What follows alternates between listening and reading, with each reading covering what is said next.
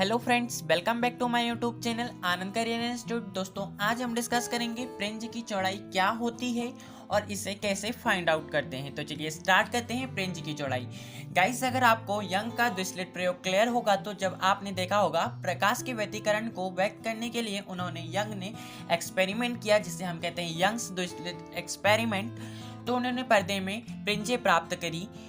जब उन्होंने व्यवस्था की और उन्होंने पर्दे पर हमें फ्रिंजें प्राप्त करी, जिससे हमें दीप्त फ्रिंजें अदीप्त फ्रिंजें प्राप्त हुई।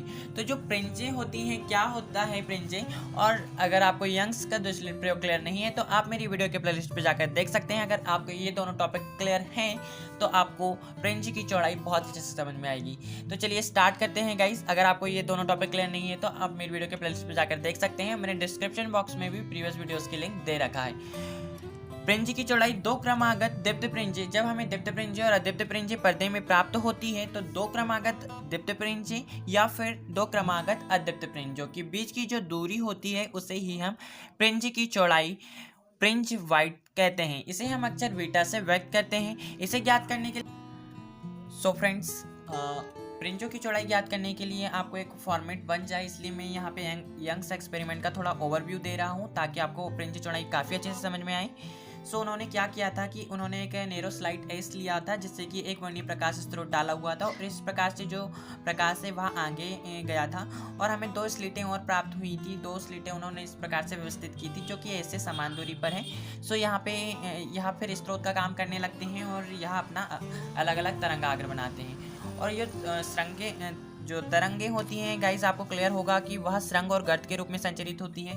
इसे हम क्रस्ट कहते हैं और इसे हम ट्रफ कहते हैं। यह सुरंग होता है और यह गर्त होता है। सो गाइस, यहाँ पे जो सुरंग है और गर्त है, इसे हमने, जो हमारा सुरंग है उसे हमने प्लेन लाइन से व्यक्त किया है और जो गर्त है उसे डॉटेड लाइन से व्यक्त किया हुआ है।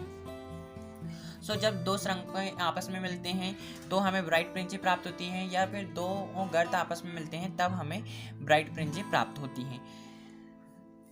और अगर हमें एक ट्रफ और एक क्रस्ट मिलता है, या फिर एक क्रस्ट या एक ट्रफ मिलता है, मतलब एक गर्त और दूसरी स्लिट S1 से जो गर्त है, मतलब जो डॉटेड लाइन है, और जो स्लिट S2 है, इससे जो डार्क लाइन है, प्लेन जो लाइन है, मतलब जैसे जो सुरंग है, वह जब मिलते हैं तो हमें डार्क फ्रिंजें प्राप्त होती हैं। तो अभी हमने देखा हुआ है कि फ्रिंज चौड़ाई होती क्या है, दो क्रमागत दीप्त फ्रिंजों के बीच की दूरी अथवा दो क्रमागत अदीप्त फ्रिंजों के बीच की जो दूरी होती है उसे ही हम फ्रिंज चौड़ाई कहते हैं। सो गाइस, फ्रिंज चौड़ाई जो होती है, यहाँ हमें पर्दे में अल्टरनेट फ्रिंजें प्राप्त हो रही हैं और हमें यहाँ पे सेंट्रल ब्राइट पॉइंट P0 पर मिलता है।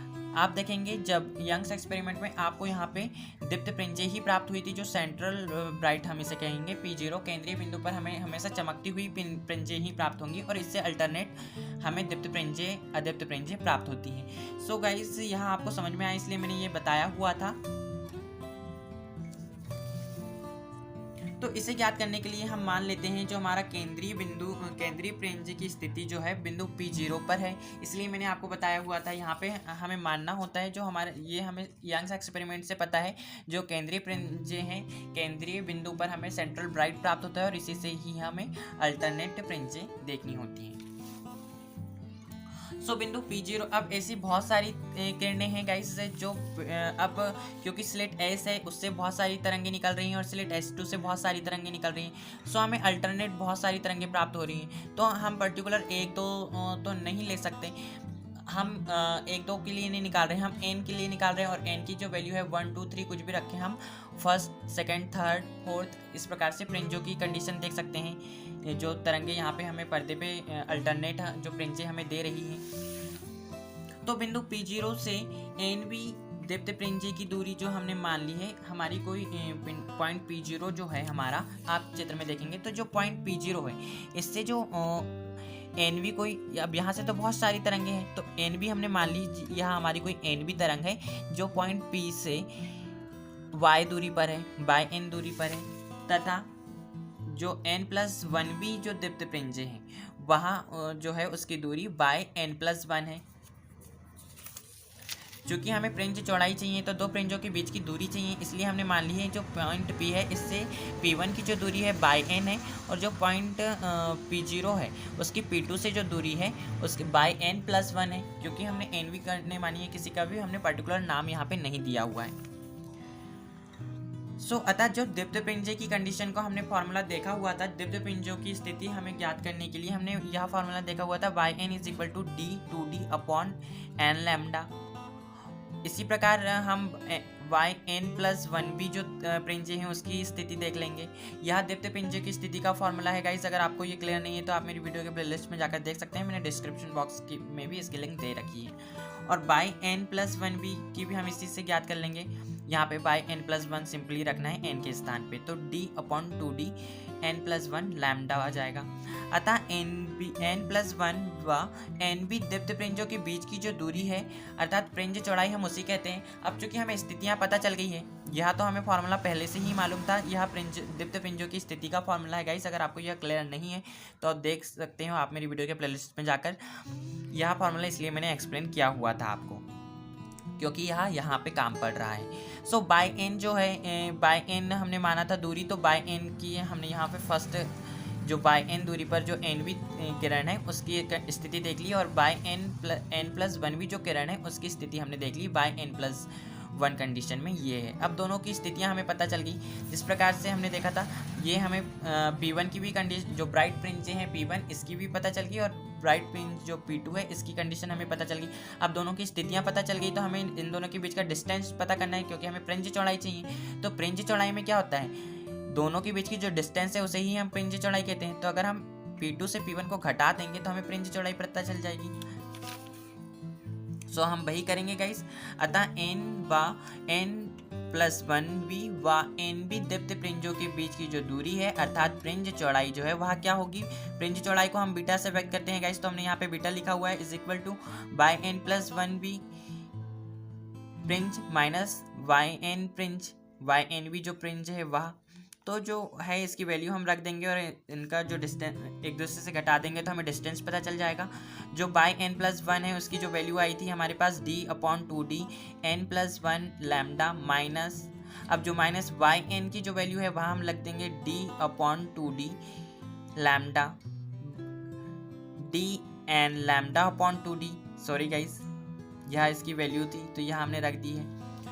अब जब हम इसको घटाते हैं तो इसका जो d का है n+1 लैम्डा के साथ मल्टीप्लिकेशन हो जाएगा। तो जब हम मल्टीप्लाई करेंगे तो यहाँ इस प्रकार से वैल्यू प्राप्त हो जाएगी dn lambda plus d lambda minus, अब हम यहाँ पे एलसीएम ले रहे हैं क्योंकि 2d दोनों में कॉमन है, इसलिए हमने यहाँ पे 2d एलसीएम ले लिया है और इसे हमने अंदर मल्टीप्लाई कर दिया है और ये माइनस dn लैम्डा आ जाएगा।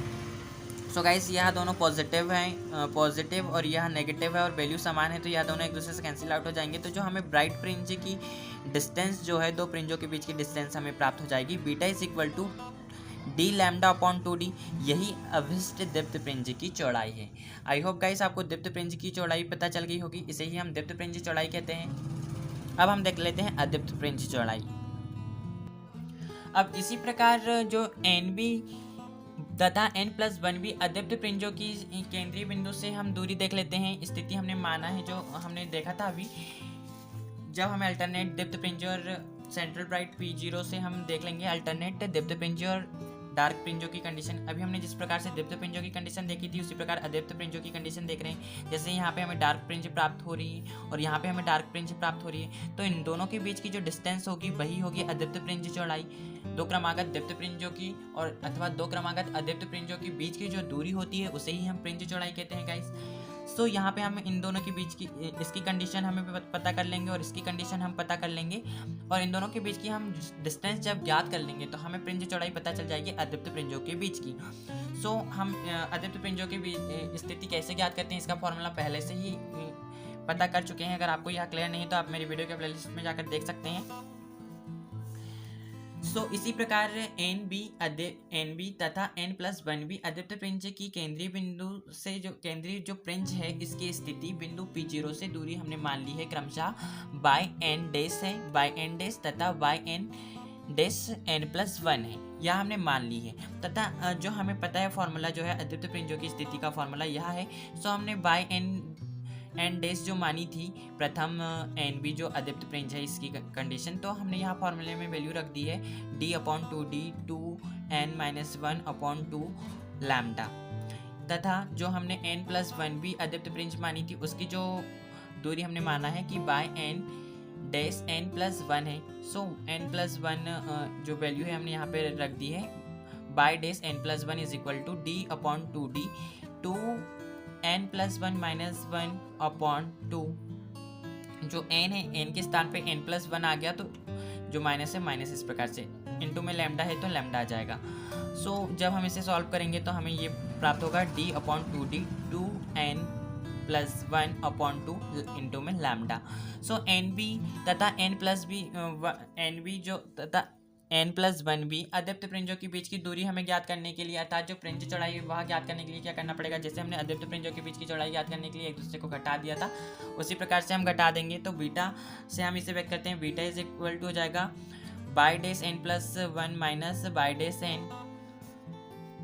इन दोनों की वैल्यू हमने पुट कर दी है गाइस, जो हमने निकाली हुई थी।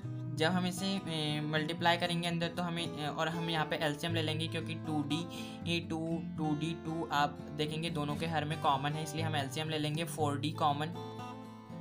और हम यहाँ पे इन सभी का मल्टीप्लाई कर देंगे अंदर, d का 2n+1 इंटू लैम्डा के साथ मल्टीप्लाई हो जाएगा, और ये d2n-1 इंटू लैम्डा का इनका मल्टीप्लाई हो जाएगा। तो इस प्रकार से हमें वैल्यू प्राप्त होगी। अब आप देखिए यहाँ पे 2dn लैम्डा और 2dn लैम्डा दोनों वैल्यू समान है और अलग अलग चिन्ह है, तो यह दोनों एक दूसरे से कैंसिल आउट हो जाएंगे। यहाँ पॉजिटिव है, यहाँ नेगेटिव है, और यहाँ पे ये दोनों ऐड हो जाएंगे। तो हमें जो वैल्यू प्राप्त होगी वो क्या होगी 2d लैम्डा अपॉन 4d।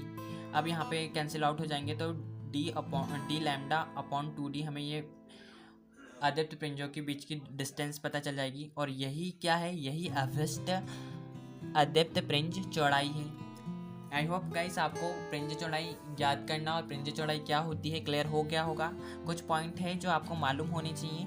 किन्हीं भी दो क्रमागत द्वितीय प्रिंजों के बीच की दूरी तथा दो क्रमागत अद्वितीय प्रिंजों के बीच की दूरी समान होती है। जो क्रमागत द्वितीय प्रिंजें हों या फिर दो क्रमागत अद्वितीय प्रिंजें हों, जैसे हमने ज्ञात कर ली है कि दो क्रमागत हमने d1 और d2 की देखी थी, अद्वितीय प्रिंजों की जो दूरी है वह d लैम्डा अपॉन 2d आई। इसी प्रकार अगर हम 2 और 3 अद्वितीय प्रिंज की कंडीशन को देखें कि d1 और d2 की हमने देखे थे, अगर हम d3 और d4 की देखेंगे तो उनके बीच की जो डिस्टेंस है वह भी यही आएगी। सो किन्हीं भी दो क्रमागत अद्वितीय प्रिंजों के बीच की दूरी तथा दो क्रमागत द्वितीय प्रिंजों के बीच की जो दूरी है वह समान होती है, जो प्रिंजों की संख्या n है उन पर निर्भर नहीं करती। प्रिंजों की संख्या चाहे कितनी ही क्यों ना हो, अगर जो डिस्टेंस है वह बराबर होती है। आई होप गाइस आपको क्लियर हो गया होगा। Thank you for watching my whole video.